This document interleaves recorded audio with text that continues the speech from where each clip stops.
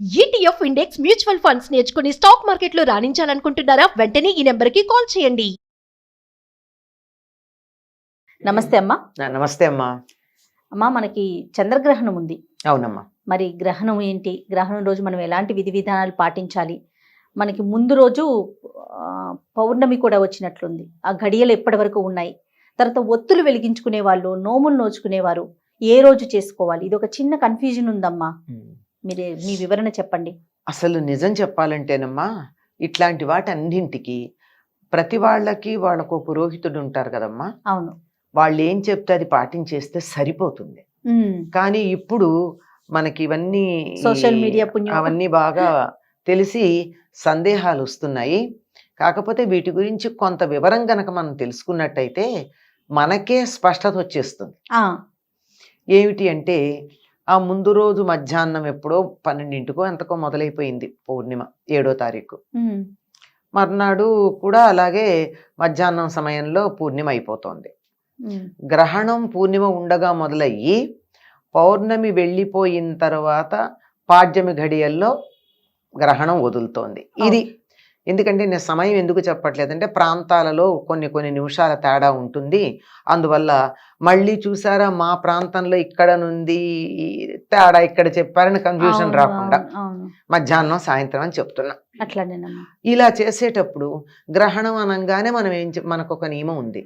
గ్రహణ సమయానికన్నా కనీసం 3 గంటల ముందు, కనీసం పెద్దవాళ్ళు అయితే సంప్రదాయం తెలిసిన 6 గంటలు లెక్క పెట్టుకుంటారు. ఘన పదార్థం ఏమీ తినకుండా ఉండడం, అంటే గ్రహణ సమయానికి మన పొట్టలో ఏమీ లేకుండా ఉండాలి జీర్ణం కావడానికి.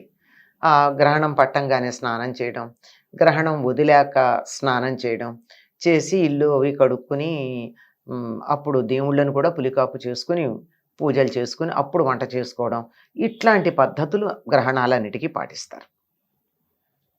దీనికి కూడా కారణం ఉంది. ఆ సమయంలో వెలువడేటటువంటి ఆ కిరణాల ప్రభావం పదార్థాల మీద ఉంటుందని వాటి మీద దర్భలు వేసి చేస్తారు. అయితే ఈ సంవత్సరం ఏం జరిగింది అంటే, కార్తీక పూర్ణిమ సమయానికి వచ్చింది అది.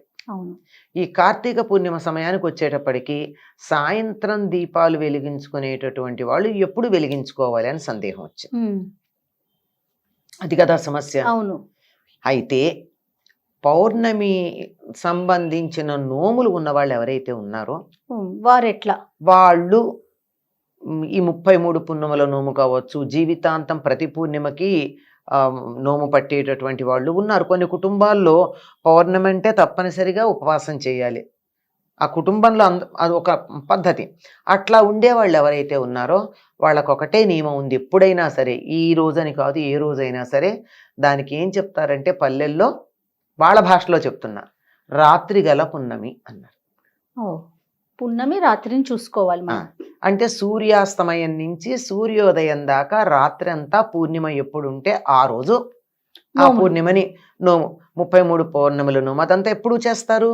ఈ సాయంకాలం చంద్రుణ్ణి చూస్తూ చేసేటటువంటి నోములు ఇవి కనుక సాయంకాలం సూర్యాస్తమయం తర్వాత చేసుకుంటారు.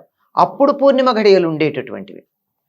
అందుకని అట్లా చేసుకునే నియమాలు ఉన్న వాళ్ళందరూ కూడా 7వ తారీఖే పూర్ణిమ పూర్తిగా ఉంది కనుక ఆ రోజు చేసుకోవాలి. కానీ సాయంకాలం 8వ తారీఖు సూర్యాస్తమయ సమయానికి పౌర్ణమి లేదు, అంతకు ముందే లేదు, సాయంకాలానికే పౌర్ణమి వెళ్ళిపోయింది. కానీ చిత్రం ఏమిటంటే, పౌర్ణమి వెళ్ళిపోయాక కూడా చంద్రగ్రహణం కొనసాగింది. అవును. అది కారణం ఏమిటంటే ప్రాంతాలు తేడా కదమ్మా. అవును. దానివల్ల అదొకటి ఉంది. అందువల్ల ఏదో చంద్రాస్తమయ రాహుగ్రస్త గ్రహణం అని ఏదో అంటారు దీన్ని. అంటే చంద్రుడు పౌర్ణిమ అయిపోయిన తర్వాత కూడా అది కొనసాగినటువంటి, అంటే అస్తమయ సమయానికి అట్లా ఉన్నదనేదో. అటువంటప్పుడు ఇంకా పౌర్ణమి ఘడియలు లేవు చంద్రుడు ఉదయించే సమయానికి. అట్లాంటప్పుడు రాత్రిపూట చేసే పూజలు ఏవైతే ఉన్నాయో అవి ఎలా పనికొస్తాయి?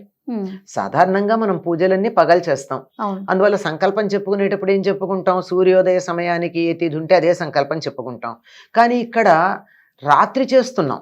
అది పొద్దునది ఉంటే మరీ మంచిది, లేకపోయినట్టయితే తత్కాల అని చెప్పుకుంటూ ఉంటారు.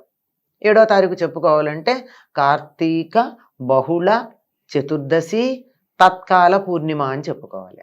అంటే ఉదయం చతుర్దశి ఉంది, ఇప్పుడు మేము పూజ చేసేటటువంటి సమయానికి పూర్ణిమ వచ్చేసింది అని చెప్పుకుంటారు. కనుక అట్లాంటివి చేసుకునేటటువంటి వాళ్ళు 7వ తారీఖే చేసుకోవాలి. రాత్రిపూట కళ్యాణాలు చేసేది ఉంది కార్తీక పూర్ణిమకి. ఎవరికి? రాధా గోవింద కళ్యాణం అని చేస్తారు. రాధాదేవికి కృష్ణుడికి. కొంతమంది ద్వాదశి నాడు, క్షీరాబ్ది ద్వాదశి నాడు తులసి కళ్యాణం చేయడం కుదరని వాళ్ళు కూడా ఈరోజు తులసి దామోదర కళ్యాణం చేస్తారు. ఇవి చేసేది మాత్రం సాయంత్రం చంద్రుడు ఉండగా చేయాల్సింది కనుక చంద్రుడు ఉన్నప్పుడే చేయాలి. చంద్రుడు పౌర్ణిమ ఎప్పుడుంది అప్పుడే చేయాలి, అది లెక్క. కానీ ఉదయం పూట సంకల్పం చెప్పుకుని చేసుకునే పూజలు అవి మాత్రం 8వ తారీఖు ఉదయం పూర్ణిమ సంకల్పం చెప్పుకోవాలి. మిగిలిన గ్రహణ నియమాలు అందరికీ తెలుసు. ఆహారం కానీ, స్నానం కానీ, జపము, తపము, ఇత్యాదులు, పట్టు అవన్నీ ఉన్నాయి కదా. ఇవన్నీ యథాప్రకారంగా ఉంటాయి. 8వ తారీఖు సాయంత్రం గ్రహణం అయిన తర్వాత స్నానం చేసి, విడుపు స్నానం చేసి, దేవుళ్ళని పులికాపు చేసుకుని, పులికాపన పదమే వాడతాం. అంటే కొంచెం చింతపండు నిమ్మకాయో పెట్టి పుల్లగా ఉండి, ఇత్తడి ఉండేవి గనక పూర్వకాలం, అది లెక్క. అలా వాటన్నిటిని శుభ్రం చేసుకుని, వాటికి అలంకారాలు చేసుకుని, దీపం పెట్టుకుని, పూజ చేసుకుని, అప్పుడే వంట కూడా అప్పుడే చేసుకుని తింటారు. అంతకు ముందు ఉన్నది తినరు. ఇది చేయాల్సిన పని. ఇంకా ఏదన్నా వ్రతాలు లాంటివి ఏమన్నా ఉంటే ఆ తర్వాత చేసుకోవాలి. కానీ దీపాలు పెట్టుకోవచ్చు. దీపం అయిపోయిందిగా గ్రహణం. అవును, గ్రహణం అయిపోయాక దీపం పెట్టుకోవడానికి ఏముంది? హాయిగా దీపం పెట్టుకోవచ్చు. కాకపోతే ఈనాడు కొంతమంది 365 ఒత్తులు వెలిగించే పద్ధతి ఉంది కదా. అవును, అంటే ఎప్పుడన్నా ఒకరోజు మనం దీపం పెట్టలేకపోవచ్చు. పైగా పూర్వకాలం పద్ధతిలో మగవాళ్లే దీపాలు పెట్టేవారు. అదే కదా పద్ధతి. అవును. ఇప్పుడు మళ్ళీ పాతకాలం గురించి మాట్లాడుతుంటే ఆడవాళ్ళు ఎలా ఉండాలో చెప్పుకుంటున్నాం కానీ మగవాళ్ళు ఎలా ఉండాలో చెప్పుకోవటం లేదు కదా. అవునమ్మా. అలా చెప్పుకోవాల్సి వస్తే పూజ చేయాల్సింది, దీపం పెట్టాల్సింది మగవాళ్లేగా. అవును. మరి ఆడవాళ్ళు పెట్టలేదుగా, వీళ్ళకి దీపం పెట్టిన పుణ్యం కావాలా అంటే 365 ఒత్తుల్ని ఒక కార్తీక పూర్ణిమ నాడు తులసి దగ్గర వెలిగించినట్టయితే ఆ పుణ్యం ప్రతిరోజు దేవుడి దగ్గర దీపం పెట్టిన పుణ్యం దక్కుతుంది అని. లేకపోతే ఇంట్లో 10 మంది ఉంటారు అనుకోండి అమ్మా, 10 మంది వచ్చి దేవుడి దగ్గర నేను దీపం పెడతాను, నేను పూజ చేస్తానంటే అసలు ఎక్కడ ఏముందది? ఒక కుటుంబంలో కలిసున్నాము, ఐకమత్యం అనడానికి సంకేతం ఒకటే దేవుడి గది ఉండాలి, ఒకటే వంట గది ఉండాలి. అది ఎవరి వంట వాళ్ళు కాదు, అందరిది ఒకటే కలిసి వంట. అలాగే అందరిది కలిసి ఒకటే దీపం లేక పూజ అలా ఉండాలి. కనుక వీళ్ళకు కూడా విడిగా మాకు ఏదన్నా కావాలి అని అనిపిస్తే మాత్రం ఈ విధంగా 365 ఒత్తులు వేసి దాన్ని దీపం పెట్టుకుంటారు. అది సాధారణంగా ఉదయం పెడతారు. ఈ మధ్యకాలంలో వింటున్నది ఏమిటంటే, నేను కొద్దిమంది సాయంత్రాలు కూడా 365 ఒత్తులు వెలిగించుకుంటున్నారు అని విన్నాను. అంటే ఇళ్లల్లో కుదరని సందర్భం, కొంతమందికి ఇంట్లో అవకాశం ఉండదు అనేక కారణాలుగా. అట్లాంటి కారణాలు చాలా ఉంటాయి, ఇవన్నీ నేను చెప్పలేను, చాలా ఉన్నాయి.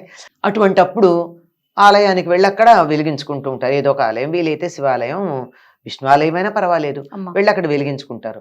అది ఎప్పుడు వెలిగించుకోవాలని సందేహం. పూర్ణిమ ఉంది ఉదయం గనక ఉదయం వెలిగించేసుకోండి ఇంట్లో తులసి దగ్గర, సరిపోతుంది. ఎప్పుడైనా సరే గ్రహణానికి ముందు ఏం పట్టింపు లేదమ్మా. గ్రహణం తర్వాతే గ్రహణ శూల అని చెప్పి తర్వాత ఏ పనులకి పనికిరాదు మర్నాడు. ఓహో. అంచేత మామూలుగా స్నానం చేసి దీపం పెట్టేసుకోవచ్చు. కానీ 365 ఒత్తులు లాంటివంటే అప్పటికి ఇంకా పూర్ణిమ లేదు గనక ఉదయమే పెట్టేసుకోవడం మంచిది. లేదు మాకు పూర్ణిమ ఘడియలు ఉండగా సాయంత్రమే పెట్టుకోవాలంటే ముందు రోజు పెట్టండి. ఉదయం ఉన్నది మాకు ముఖ్యం అనుకుంటారా, 8వ తారీఖు పెట్టుకోండి, అభ్యంతరం ఏం లేదు. వీటిల్లో ఇంత రకాలుగా కాంప్లికేషన్స్ చేయక్కర్లేదమ్మా. మన సంప్రదాయంలో ఇంత ప్రతిదానికి ఈకలు పీకినట్టుగా చెయ్యక్కర్లా. ఒక పద్ధతి ఉంది, వీలు కానప్పుడు కొంచెం మార్చుకుని చేసుకున్నా సంకల్పానికి ముఖ్యం, ప్రధానం. అది నీకు చెయ్యాలన్న ఉద్దేశం ముఖ్యం. నీకు ఎంత కుతూహలం ఉంది, చెయ్యాలని శ్రద్ధ ఎంత ఉంది, శ్రద్ధాసక్తులు, భక్తి అవి ప్రధానం. కనుక మామూలుగా ఎక్కువ చర్చ లేకుండా చేయాలి అని అనుకున్నట్టయితే ఇక గోవింద కళ్యాణాలు సాయంత్రం పెట్టాలన్నది 7వ తారీఖు సాయంత్రం, లేదంటే 365 ఒత్తులు మర్నాడు ఉదయం వెలిగించుకున్నా సరిపోతుంది. ఇప్పుడు మనం చంద్రగ్రహణం అప్పుడు ఎలాంటి జాగ్రత్తలు తీసుకుంటారో గర్భిణీ స్త్రీలు, సూర్యగ్రహణానికి కూడా అవే పాటించాలా? ఏ గ్రహణానికన్నా ఒకటే, చంద్రగ్రహణం విషయం వచ్చేప్పటికి స్త్రీలు కొంచెం ఎక్కువ జాగ్రత్తగా ఉండాలి, ఇంకొంచెం ఉండాలి, ఎక్కువ ఉండాలి. ఎందుకంటే గర్భిణీ స్త్రీలు ఇంకా జాగ్రత్తగా ఉండాలి. అమ్మా. కారణం ఏమిటంటే సముద్రాన్ని గనక మీరు చూసినట్టయితే ఆటుపోటులు అమావాస్య పూర్ణిమాలకి కనపడుతూ ఉంటాయి. అంటే నీళ్ల మీద చంద్రుడి ప్రభావం ఉంది కదా, అవును, నీటి మీద చంద్రుడికే ఎక్కువ అధికారం ఉంది. అందువల్ల మరి గర్భస్థ శిశువు తల్లి కడుపులో ఉన్నప్పుడు దేంట్లో ఉంటాడమ్మా? ఉమ్మ నీటిలో ఉంటాడు కదా. ఆ నీరు కూడా కొద్దిగా మామూలుగా కదిలే కదలిక కాకుండా కొంచెం హెచ్చు తగ్గుల్లో ఉంటుంది. మరి అట్లా ఉన్నప్పుడు ఆ శిశువుకి ఎటువంటి ఇబ్బంది కలగకుండా, అంటే వెంటనే ఏమన్నా అవకరాలు వచ్చేస్తాయని మనం ఏం చెప్పలేం. కొంచెం ఇబ్బంది అయినా ఎందుకు కలిగించాలమ్మా? అదే కదా, జాగ్రత్తగా ఉంటే సరిపోతుంది. ఆ కొంచెం ఇబ్బంది ఎందుకు కలిగించాలి? మనం అనుకోం, పక్క మీద చూసుకుని ఇట్లా పడుకోవాలంటే మెత్తగా ఉందా లేదా అని చూస్తాం. చిన్న మడత ఉన్నంత మాత్రాన, ముడత ఉన్నంత మాత్రాన మనకేమీ నిద్రాభంగం కలగదు, కానీ ఆ కాస్త లేకుండా చూసుకుంటామా లేదా? అది ఆ ఫైనెస్ట్ కంఫర్ట్ అంటారే, దానికోసం గర్భస్థ శిశువు సుఖంగా ఉండడం కోసం, హాయిగా ఉండడం కోసం శరీరంలో, మన శరీరంలో కూడా 180% పైనే నీరు ఉందన్నారు. ఆ నీటి మీద ప్రభావం ఉంటుంది గనక జాగ్రత్తలు తీసుకుని ఆ నీరంతా సవ్యంగా ఉండేట్టు మనం జాగ్రత్త పడాలి. అందులో గర్భిణీ స్త్రీ లేనట్టయితే తప్పనిసరిగా. అలాగేనమ్మా. నమస్తే. నమస్తే అమ్మా.